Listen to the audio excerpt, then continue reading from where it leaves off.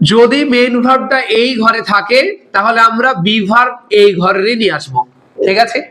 যদি main verb এই ঘরে থাকে তার বি ভার্ব এই ঘরে গুলোই নিয়ে আসবো, যদি মেইন ভার্ব এই ঘরে থাকে তার বি ভার্ব আমরা এই ঘরে গুলো নিয়ে আসবো। এই হচ্ছে সাধারণ। আগের দিন আমরা ভয়েস চেঞ্জের ধাপগুলো শিখেছিলাম, আর হচ্ছে বলেছিলাম যে ভয়েস চেঞ্জের যে অ্যাক্টিভ আর প্যাসিভ সেটা কিভাবে চিনবেন, এই দুটো কথা বলেছিলাম, ঠিক আছে। আজকে আমরা ভয়েস চেঞ্জ টেন্স ধরে ধরে ভয়েস চেঞ্জটা করব, ঠিক আছে।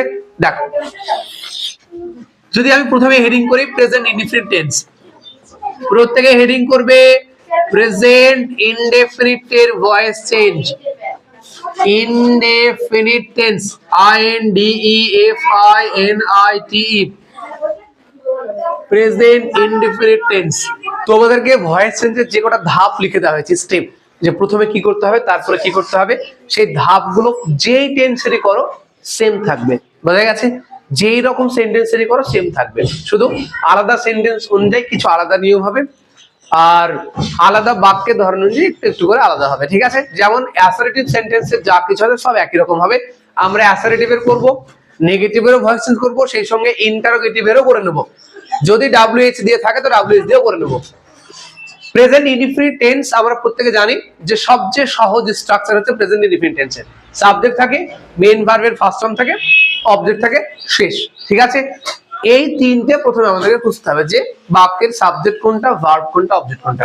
তোমাদেরকে এর আগের দিন বাক্যের ভার্ব থেকে সাবজেক্ট কিভাবে বের করতে হয় আর অবজেক্ট কিভাবে বের করতে হয় লিখে দেওয়া হয়েছিল। যে ভার্বকে যদি আমরা হু দিয়ে প্রশ্ন করি, মানে কে বা কার দিয়ে প্রশ্ন করলে সাবজেক্ট পাই, আর হোয়াট দিয়ে বা হোম দিয়ে মানে কি বা কাকে দিয়ে প্রশ্ন করলে আমরা কি পাই, অবজেক্ট পাই। যেই ভার্বের অবজেক্ট থাকে না তাকে কি বলে, ইনট্রানজিটিভ ভার্ব বলে। ইনট্রানজিটিভ ভার্বের ভয়েস চেঞ্জ হয় না, কিছু ব্যতিক্রম ছাড়া, ঠিক আছে। চল, যেমন যদি লেখা হয় যে উই প্লে ক্রিকেট, আমরা ক্রিকেট খেলি, আমরা কি করি, ক্রিকেট খেলি, ঠিক আছে। এই বাক্যটা দেওয়া আছে, বোঝা গেছে।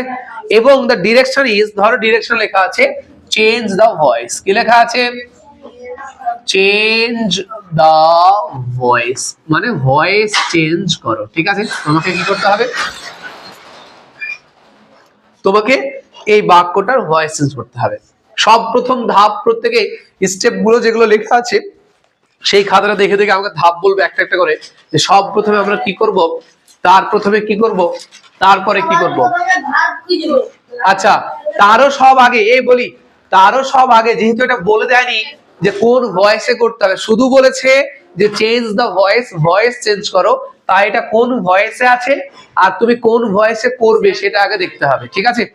এই বাক্যটা কোন ভয়েসে আছে, উই প্লে ক্রিকেট, অ্যাক্টিভ ভয়েসে আছে। কি করে বুঝছি অ্যাক্টিভ ভয়েসে আছে,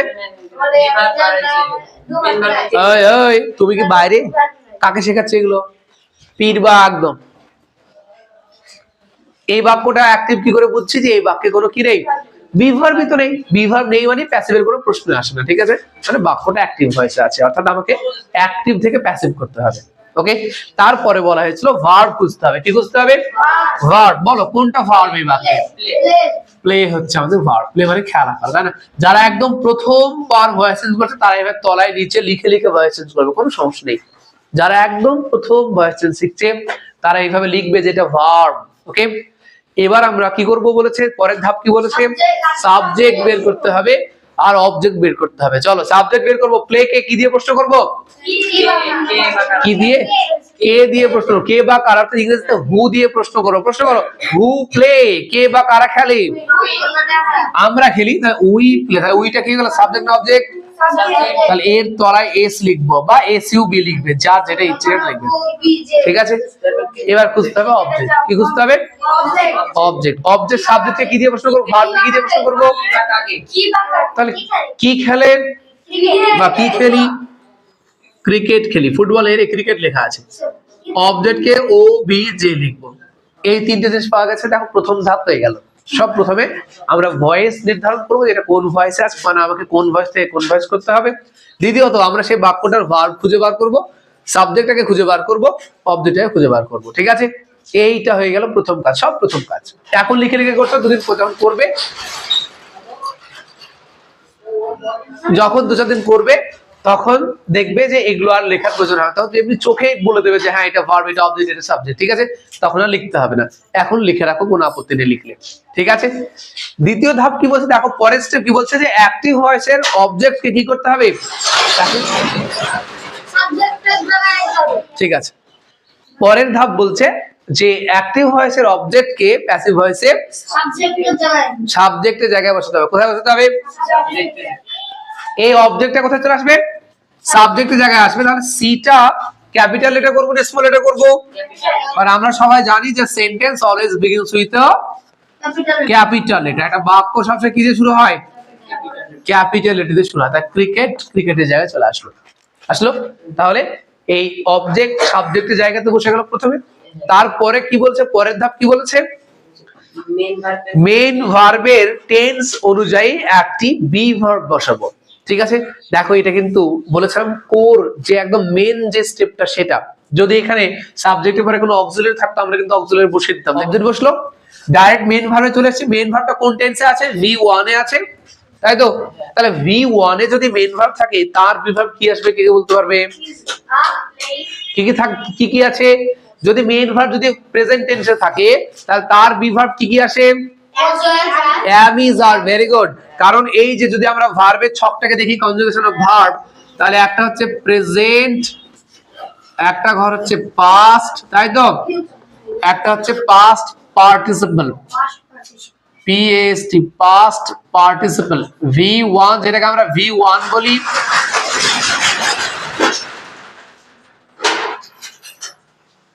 V1 বলি, V2 বলি, V3 বলি, তাই তো?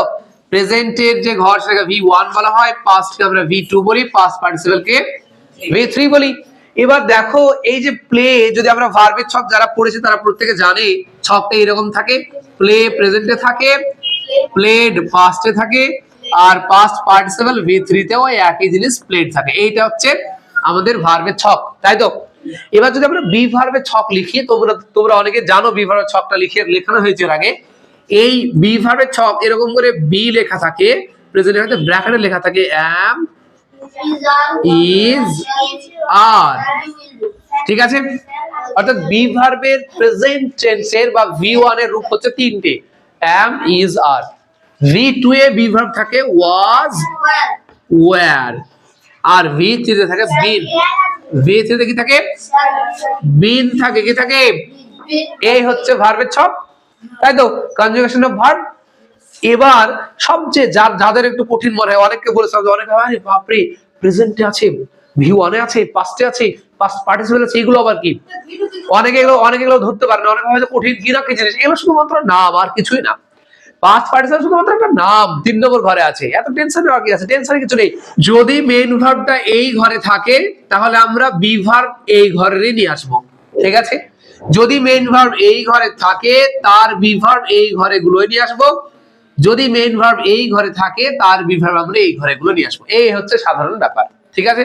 যেটাকে বলা হয় যে যদি প্রেজেন্টে থাকে মেইন ভার্ব তাহলে am is are এর মধ্যে একটা আসবে, পাস্টে থাকলে was এর মধ্যে একটা আসবে, আর V3 মানে পাস্ট পার্টিসিপল থাকলে been আসবে, ঠিক আছে? শুধু been বসবে, বোঝা গেছে? ওটা আমরা পারফেক্ট টেন্সে গিয়ে তখন পাবো, ঠিক আছে? কারণ পারফেক্ট টেন্সে তো V3 ইউজ হয়। তাহলে দেখো এই মেইন ভার্বটা V1 এ এই ঘরে আছে, তাহলে বি ভার্ব এই ঘরের একটা আসবে, am is are এর মধ্যে যে কোনো একটা আসবে। আমরা am is are এর ব্যবহার সবাই শিখেছি, তাহলে আমরা জানি যে ক্রিকেটের পরে ইজ বসবে। কি বসবে? তাহলে ক্রিকেট ইজ হলো। পরের ধাপ কি বলছে দেখো, কি লেখা আছে যে মেইন ভার্বের পাস্ট পার্টিসিপল রূপ বসবে। তাহলে এটা মেইন ভার্ব, এর পাস্ট পার্টিসিপল রূপ কোনটা? এটা পাস্ট, এটা পাস্ট পার্টিসিপল, এটা হচ্ছে কি V3। তাহলে এই প্লেটার V3 বসে গেল, প্লেড। কি বসলো? প্লেড। তাহলে ক্রিকেট ইজ প্লেড, প্লেড হয়েছে, V3 আসলো।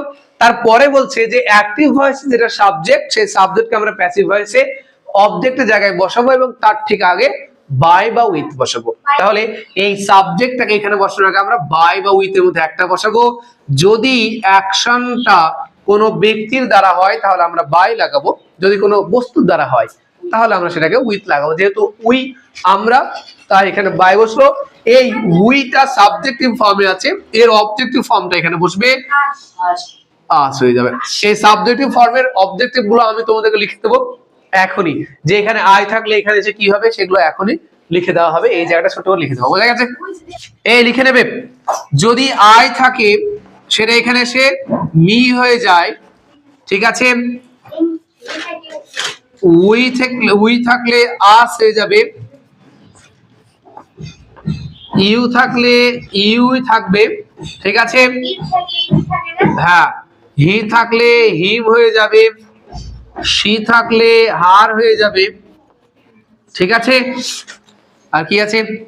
দে থাকলে দেব হয়ে যাবে, তারপরে ইট থাকলে ইট থেকে যায়, ঠিক আছে? বোঝা গেল? আর যে কোনো নাম থাকলে সেটা যে কোনো নাম থেকে যায়, কোনো চেঞ্জ হয় না।